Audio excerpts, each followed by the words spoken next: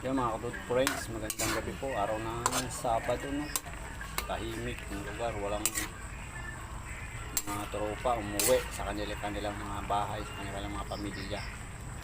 So kaya ito lang ang niluto ko ngayon. Ulam namin ng kasama ko dito. Tatlo, apat lang kami, ay 5 nakakain. Kaya ito lang ang aking niluto ngayon. Chapsoy na walang broccoli. Pero yung lahok naman, yan, manok.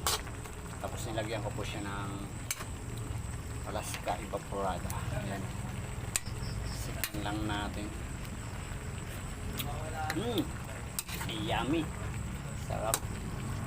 So yan ang ating ulam ngayong gabi mga loads. Salamat sa ating Panginoon at araw-araw tayo nagsabihin ng ating makakain ng. So ayan na.